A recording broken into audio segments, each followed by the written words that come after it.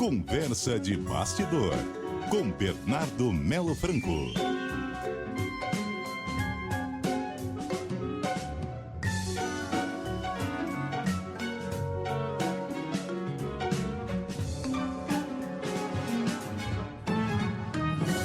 E aí, Bernardo?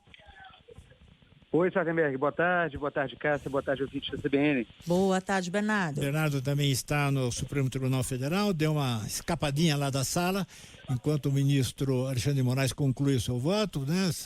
Mas o fato é o seguinte, e pelo que o ministro falou, já dá para concluir muita coisa, né, Bernardo? Dá para concluir, Sardenberg, que o ministro Alexandre de Moraes vai votar pela condenação dos 8 réus do chamado núcleo crucial do golpe, da tentativa de golpe.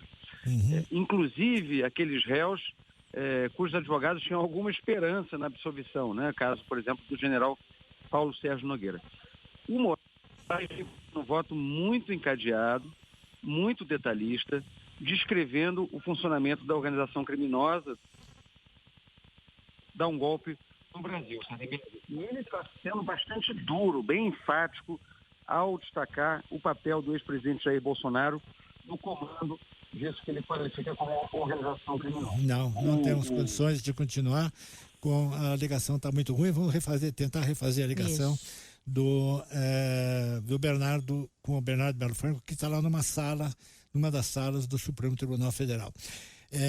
Bom, o que ele estava dizendo é que o ministro Alexandre de Moraes fez um relatório perfeitamente encadeado de todos os atos que ele chama de atos executórios do golpe. Quer dizer que não foi assim apenas, entre aspas, uma tentativa, mas houve um golpe em andamento, né? Ações em andamento. Bernardo?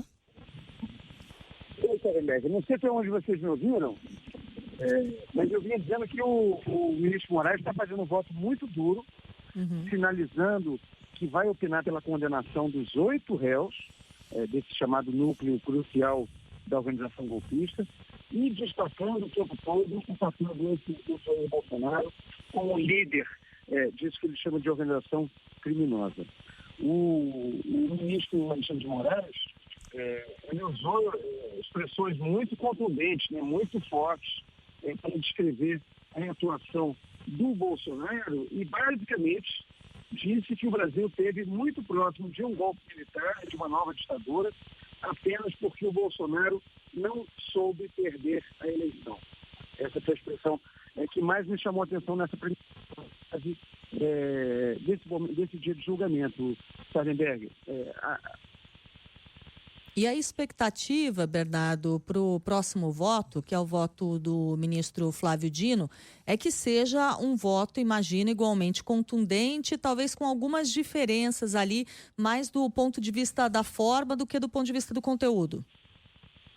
Pois é, Cássia. Eu conversei com alguns advogados aqui dos réus durante o pequeno intervalo que foi pedido pelo ministro Moraes, e eles disseram exatamente isso. Estão todos muito pessimistas com a possibilidade de absolvição, de divergência de alguém, acham que só vai vir alguma divergência de forma. Teve um advogado até que brincou, Cássia, um dos principais advogados desse caso, né, advogado de um integrante importante dessa Câmara, ele brincou dizendo o seguinte: olha, do Alexandre de Moraes, pelo que a gente já viu, vem ferro pesado. Do Flávio Dino talvez venha um ferro um pouco mais elegante. Mas apenas eles todos estão acreditando na condenação dos seus clientes, ninguém com esperança de uma surpresa nesse julgamento. Aliás, Cássia, um detalhe para os nossos ouvintes, dentro da sala de audiência da primeira turma tem muitos advogados, tem alguns convidados e tem também alguns parlamentares, a maioria deputados de esquerda. O único deputado da direita que estava presente é o líder da oposição na Câmara, o deputado Zucco, deputado Bolsonaro. Acho que a gente teve um cortezinho na sua transmissão, Bernardo. Você estava dizendo, quando a gente teve o corte, que o único da direita que estava presente era o coronel Zucco. Ele ainda está por aí?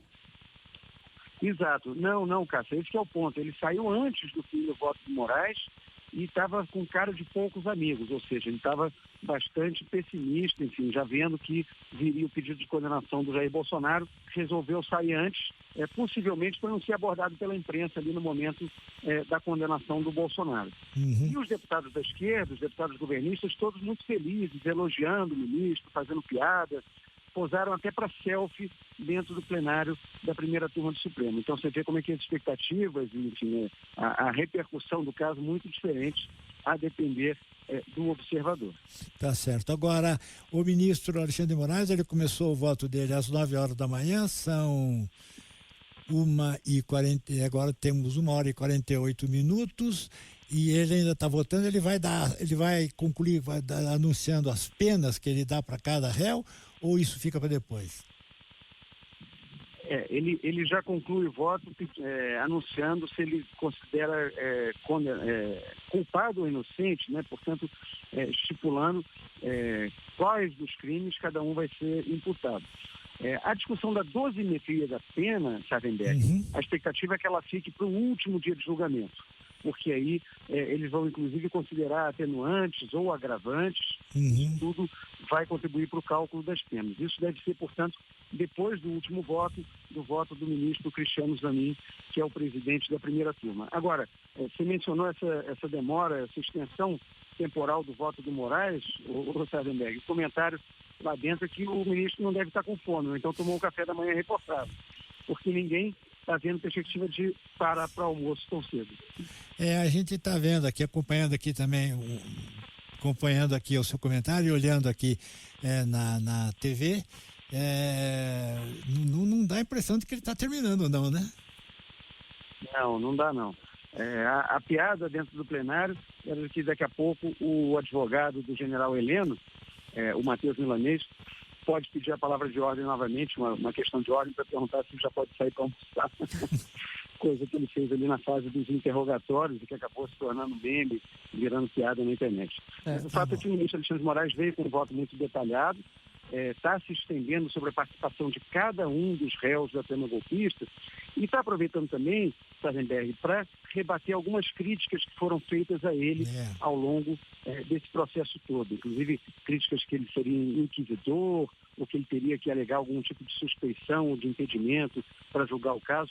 Ele está indo aos mínimos detalhes de todas essas questões, possivelmente para reduzir o espaço para eventuais recursos depois das condenações.